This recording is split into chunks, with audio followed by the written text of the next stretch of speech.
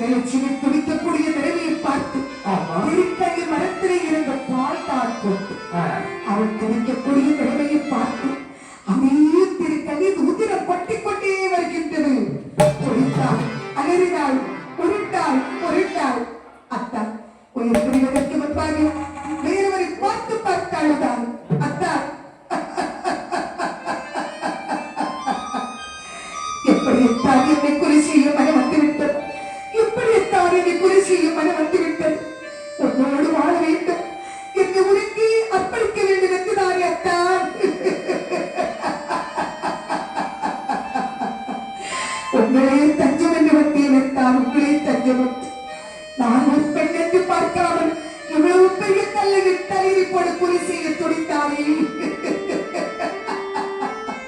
உங்களுக்கு தேவையற்ற என் உடம்புலே கிடந்த நகை லட்சுமி, நான் கொடுத்த நகைதாரி தான் சொன்ன தரவா மாட்டேன். நகைக்காக ஆசைப்பட்டு இவ்வளவு பெரிய கல்லையில் தலையை போட கொண்டு விட்டாரே அத்தான், கொண்டு விட்டாரே. கதறி அழுதாள், கண்ணீர் ஒழித்தாள். என்னை கொலை செய்வது காட்டுக்குள்ளே யாரும் பார்க்கவில்லை என்று இருக்காது. ஏதோ நம் முத்திரிப்பார் திரு கள்ளிமரம் நிற்கிறது. கள்ளிமரமே சாட்சி, சாட்சி, சாட்சி. இந்த கள்ளிமரம் சாட்சி சொல்லியா போகுது. கள்ளிமரம் சாட்சி சொல்லாவிட்டால் சிரிக்கிறியா? கள்ளிமர சாட்சி சொல்லாவிட்டால் உன்னையும் எதையும் படைத்தாரோ ஆதி சிவன், ஆதி சிவபெருமான் பார்த்துக் கொண்டிருக்கிறார். ஆதி சிவமே சாட்சி என்று வைத்தாள். சிவபெருமானை சாட்சி வைத்தாள். கள்ளி மரத்தை சாட்சி என்று அந்த கள்ளி மரத்தடியை லட்சுமியானவள் இறந்து. லட்சுமி இறந்த உடனே லட்சுமி முகத்தை எட்டி பார்த்தார். ஆமா, தப்பி உயிர்களுக்கு தான் பார்க்கணும். ஆனா மூச்சு இல்ல, பேச்சு இல்ல. சரி, உடனே மனுஷன் நம்ம ஆள் இறந்துட்டான். உடனே என்ன பண்ணா தெரியுமா? ஆமா, போன்ல போடுறதுல ஒரு தவள். ஆமா, அந்த தவள் வந்து மணல்ல அப்படியே விழிக்கிறான். ஒவ்வொரு நகையா கலக்குறான். கலத்தி அழகான ஒரு பட்டல வாங்கி கட்டிக்கின்றான். சரி, என்ன நினைக்கின்றான்? அதே காட்டுக்குள்ளே சந்தோஷத்தோடு சென்றான் வேலவன். வேலவனானவர் காட்டுக்குள்ளே போகும்போது லட்சுமியானவர் கள்ளிமரத்தடியில் இறந்து கிடக்கு. லட்சுமி அண்ணன் இருக்கிறார், இருக்க கிடக்கிறது. ஓடோடி விட்டு தங்கை வந்து பார்த்தாள். நம்முடைய தங்கை லட்சுமி எங்கே தாயி? அவர்களுடைய தங்கையானவள் அந்த வேலவனை சேரி காலத்திற்கு சென்றிருக்கிறார். ஐயோ, காட்டுக்குள்ளே லட்சுமி விட்டீர்களா? ஆமா, ஏன் நம்ம போகக்கூடாது? ஒரு வார்த்தை கேட்கலையே. நாளைக்கு நாட்டுக்கு போகிறதா அவளுக்கு தெரியுமே. ஆமா, இந்த காட்டுக்குள்ளே ஏன் விட்டீர்கள்? நாளைக்கு நான் வந்து நாட்டுக்கு போல இருக்கலாம். ஐயோ, இந்த வேலவனை தேடி போகிறாள். அவளுக்கு என்ன மோசம் வந்து செய்தாரோ தெரியாது. அம்மா, நான் தங்கையை பார்த்து வேலவனுக்கு கல்யாணம் பண்ணி வைக்கிறேன், அல்ல நம்ம வீட்டுக்கு கூட்டி வருகிறேன். கல்யாணம் பண்ணி வைக்க வேண்டாம், அவள்கிட்ட போய் பேசி நல்ல வார்த்தை வீட்டுக்கு கூட்டிட்டு வாப்பா. கூட்டிட்டு வருகிறேன் என்று சொல்ல அண்ணனாகிய திருமணத்தவன் தங்கை அவர்களுக்கு காட்டுக்குள்ளே சென்றாலும் அதை காட்டுக்குள்ளேயே வருகின்றார். அழைத்து அழுதே திருமணி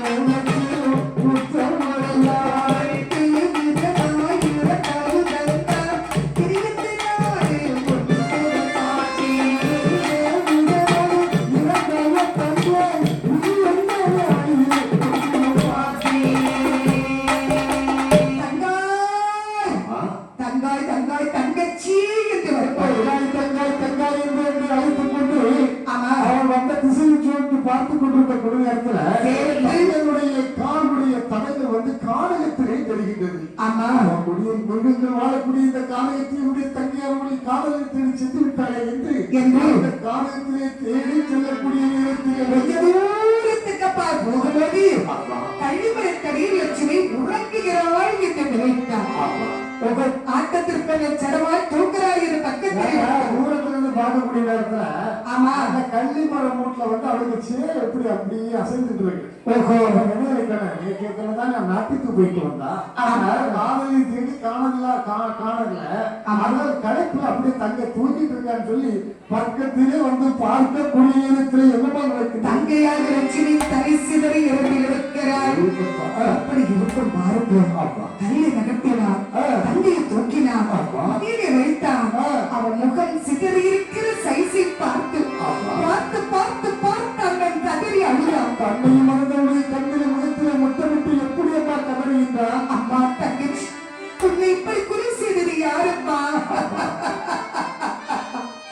செத்தாமரை போயிருந்த லட்சுமி சம்மித் திருமுகம் ஒரு மொழியாக இருந்திருக்கிறது. அம்மா, ஏனம்மா இந்த காட்டுக்குள்ளே வந்தான்?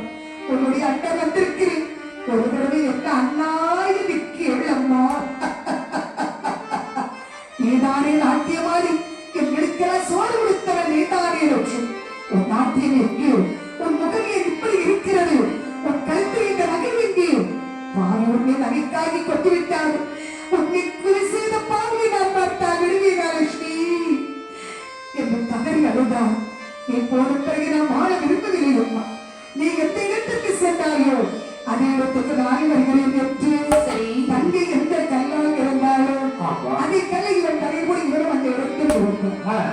அண்ணன் தங்கை ஆமா இரண்டு பேரும் இரு கைலாசம் சென்றது.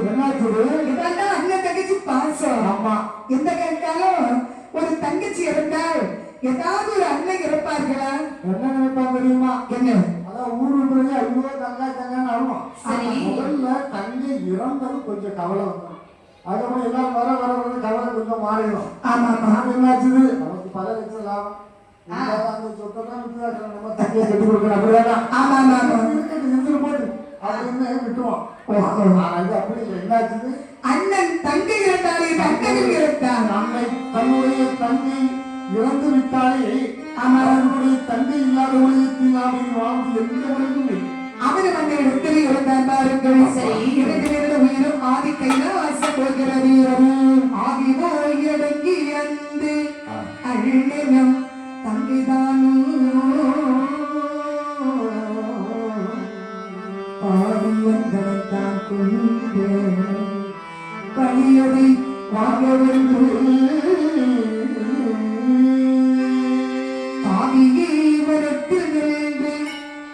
சங்கரன் தன்னை போற்றி நேரியவன் மாண்டு விவரம் கூறலுத்தி நேரியவன் மாண்டு கூறலுத்தி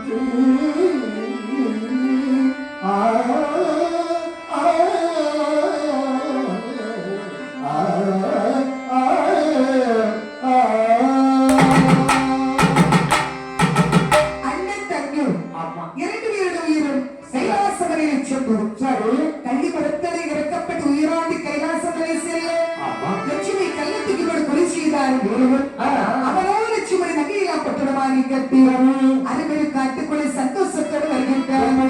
காசியை கொள்கின்றே பள்ளி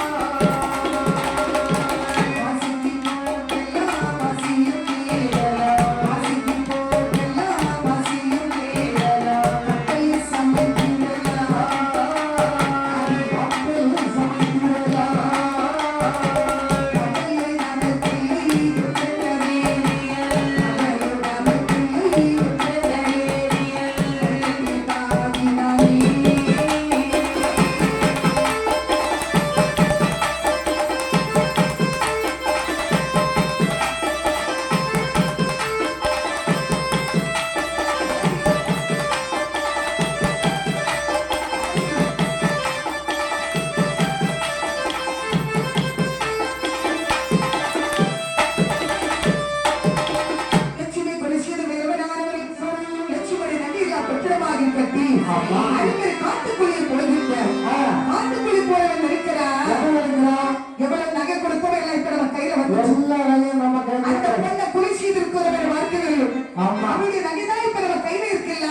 நகை கொண்டு என்ன பண்ணலாம்? நகை கொடி விற்க வேண்டும். விற்று அதனுடைய பணத்தை வட்டி விடணும். ஆமா, அந்த வட்டி குட்டி போடும். அந்த குட்டியை வட்டியாக்கி திருப்பி வட்டிக்கு விடணும். கோடிக்கு மேல் கோடி பணத்தை சேர்த்து நம்ம எவ்வளவு பணத்தை இழந்தோம் சரி அதை போல பல மடங்கு சம்பாதிக்கலாம் அப்படின்னு என்று சந்தோஷத்தோடு அந்த காலத்துல போறோம். காட்டுக்குள்ளே சந்தோஷத்தோடு வருகின்றார். அவர் அப்படியே காட்டுக்குள்ளே சரி சரி லட்சுமியானவர் கன்னிமலத்தடியில் இருந்து கிடக்கு ஆதிவிலாசமலை ஓகப்பா பார்த்தா சிலபடுதான் மேலோகத்தின் பூலோகத்தை எட்டி பார்த்தா ஒரு பெண்ணை கொலை செய்திருக்கிறவரை பார்க்கவில்லை. வெளிநாடு போகணும், கப்பல் சமைக்கணும், பிசினஸ் பண்ணணும். ஆமா பரவாயில்லை. ஆமா வாழ வேண்டும் என்று உண்மையே அந்த நடு காலத்தில் தேடி வந்தால் அந்த பெண்மொழி. ஆமா அந்த பெண்ணுடைய குற்றுயிருமாய் கொலையுமாய் கொலை செய்து விட்டு அவருடைய நகைகளை கருத்து விட்டு கொஞ்சம் கூட கொலை செய்த பயம் இல்லாமல் என்னெல்லாம் எண்ணிட்டு போறாங்க. ஆமா பாத்திர உலக வச்சிருந்த அப்படின்னு பண்ணுவாங்க. என்ன பண்ண ஆண்டவராக சிலவரமாய் காலில் எவன் தூதவனை வரவழைத்தார். ஆனா நாட்டில் பாம்பாக இருக்க வேண்டும். சரி எனகாலம் என்னவாக இருக்க வேண்டும். சரி தூதுவா வாழை தயிர்மாக இருக்க வேண்டும். வேறவர் பெண்ணை கொலை செய்து விட்டு ரத்த வரிகளை சென்றார்களவா. ஆமா அவன் கிடைக்கவே தண்ணீர் குடிக்க வருவான். கருப்பாமாக இருக்கப்படுது அவனை கொத்தி கொத்து விடு. சரி அப்படி சொல்லும். நாளை எவன் தூதுவன் மொழியர்களை ஏகிவிடும். எப்போது இவனை பணியெடுக்கிறார் அவனை இருக்க ஏகிவிட்ட யமகால தூதர்கள் எப்ப இவனை கொலை செய்யாமல் இருக்கும்போது சரி வேறவனுக்கு பெண்ணை கொலை செய்த ரத்த வருகிறாள். தண்ணித்தாங்க வந்து விட்டது. ஐயோ தண்ணி கிடைக்காதா? நம்ம தண்ணிக்கு எங்கம்மா போறதுக்கு? தண்ணி தண்ணி தண்ணீர் நினைப்பதற்கு இவன் நினைப்பதற்குள் யமகால தூதர்கள் இவன் முன்னாடி கிணறாக தோன்றும். உடனே மனசு வெளியே இருக்கிறான் தெரியுமா? என்ன இருந்தாலும் இந்த பொண்ணை குறைச்சிருந்தால் அடி மனசு ஒரு சின்ன எண்ணம் உண்டு. ஆமா ஏதோ தப்பு பண்ணிட்டோமா அப்படின்னு. ஆனா உண்மையிலேயே நாம் தவறு செய்யவில்லை.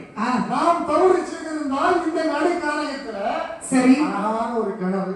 ஆமா அந்த கிணத்துக்குள்ளாடி தண்ணி அந்த தண்ணியை கோரி கொடுப்பதற்கு தோண்டி தோண்டி கயறு. ஆமா எல்லாம் இருக்குல்ல தண்ணிக்காக வந்து அப்போ நாம தப்பு பண்ணல. நம்ம பொருளை நம்ம கூட எடுத்துட்டோம். ஒரு சின்ன தப்பு கொண்டுட்டோம் அவ்வளவுதான். அப்படிதானா? சரி அப்படி நினைச்சு வருகிறே வந்தான். சரி இறைவனே நம்முடைய மக்கத்தால் என்று நினைத்த வருகிறே வரும்போது சரி லட்சுமி கொலை செய்து இருந்த தங்க நகையை நினைச்ச மதுரை பட்டணத்தை வைத்தான். தோண்டி கிணத்துக்குள்ளே ஓட்டான். நிறைய தண்ணீர் கோருகின்றான். அப்பன் தண்ணீர் கோரும்போது சமட்டி இருந்த கைப்படி நகர்ந்தது. சரி அதுக்குள்ளே இருந்து யமகால கருப்பாமாக வருகின்றார்.